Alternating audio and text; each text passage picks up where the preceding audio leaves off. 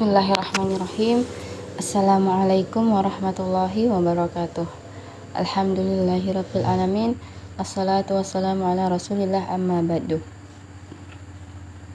Segala puji bagi Allah yang telah memberikan kita kesempatan dan kesehatan sehingga kita bisa melanjutkan program ini hingga hari ini.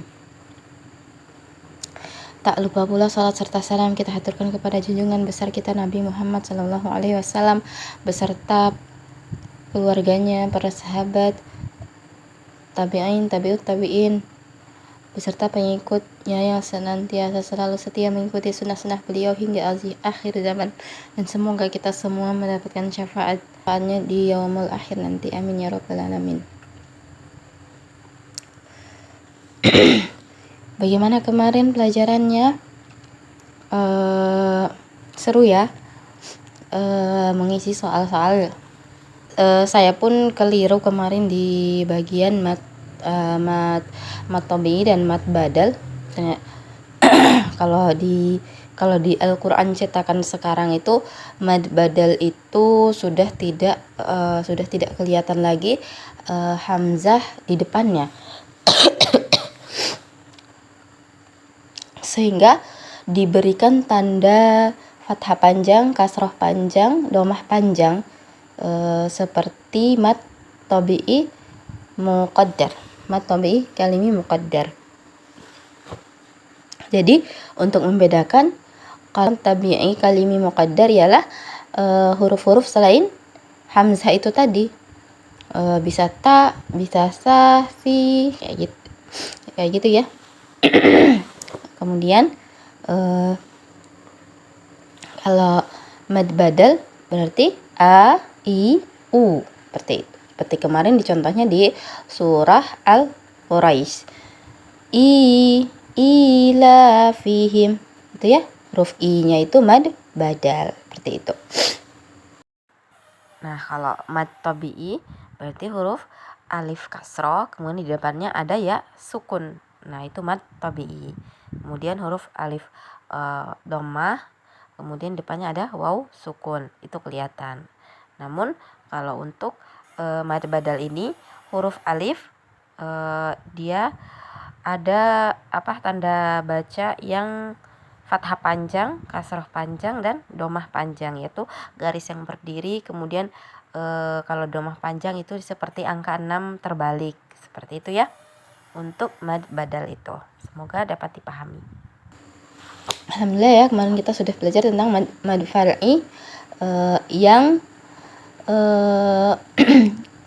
terjadinya disebabkan oleh hamzah.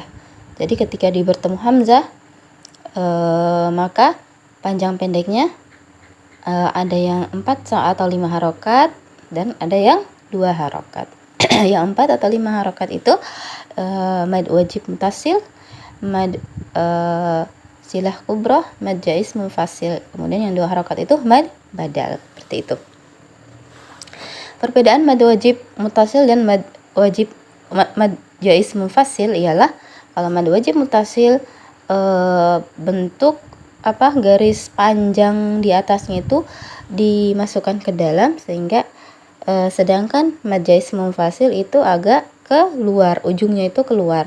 Kemudian kalau dari suku katanya, kalau mad wajib mutasil itu suku katanya satu, mereka berada dalam satu kata yang sama huruf hamzahnya. Namun kalau yang jais munfasil itu berada dalam 2 suku kata yang berbeda. Jadi huruf hamzahnya terpisah dengan kata sebelumnya. Kemudian mad silah kubra itu hanya terjadi pada ha domir. Jadi ha domir ketemu hamzah, maka panjangnya 4 atau 5 harokat gitu. Jadi dia hanya terjadi pada huruf ha, hi, hu, seperti itu ya. Alhamdulillah ya. Sekarang kita lanjut ke pelajaran berikutnya, pelajaran ke 17 tentang mad far'i yang terjadi karena disebabkan oleh sukun.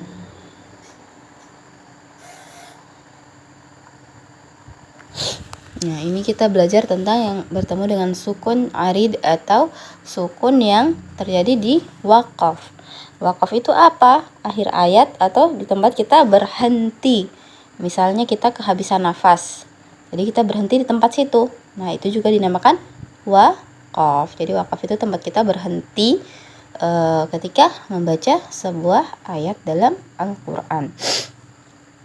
Nah, waqaf bisa di akhir ayat dan bisa juga di pertengahan. Itu kadang nafas nggak sampai, ada juga tuh tanda-tanda waqaf ya, seperti qaf, kemudian ada huruf mim ya, itu biasa ada tanda-tanda waqaf. Nah, kita di sini akan belajar tentang mad yang terjadi karena sukun arid atau waqaf.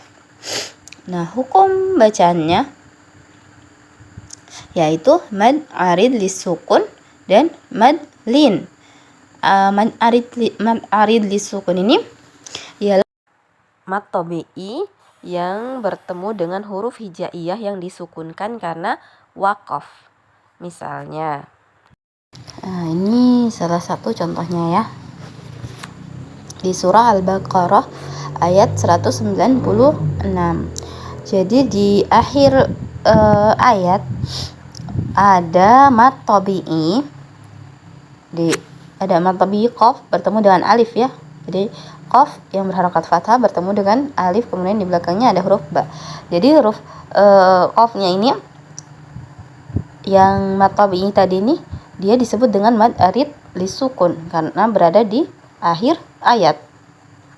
Syadidul iqab bisa dibaca 2 harokat, 4 harokat dan 6 harokat. 2 harokat syadidul iqab, kemudian 4 harokat syadidul iqab, 6 harokat syadidul iqab. Seperti itu ya.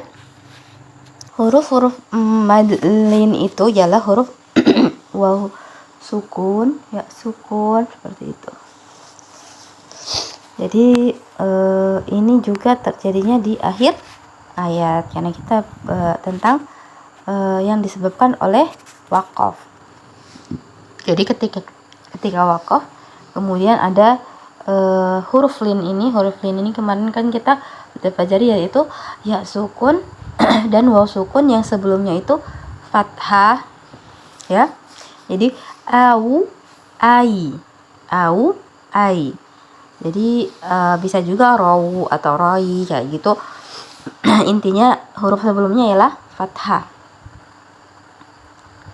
Nah, di sini contohnya li ilafi quraisy. Nah, dia juga bisa dibaca 2 harokat, 4 harokat, 6 harokat. Li ilafi quraisy. Li ilafi quraisy. Ada 3 itu ya perbedaan bunyi. 1 alif, 2 alif dan 3 alif. Li ilafi quraisy. Li ilafi quraisy. Li ilafi quraisy. Jadi bisa dipanjangkan 2 harokat, 4 harokat atau 6 harokat. Seperti tadi bahwa ketika waqaf huruf-huruf yang hukum-hukum mad yang bisa yang panjangnya itu bisa 2, 4 atau 6 dibaca 2, 4 atau 6 itu harus konsisten membacanya dari awal kita mengaji hingga akhir kita milih 2 harokat, berarti sampai akhir kita milih 2 harokat. Kemudian begitu juga dengan milih 4 harokat, berarti sampai akhir kita mengaji 4 harokat, seperti itu.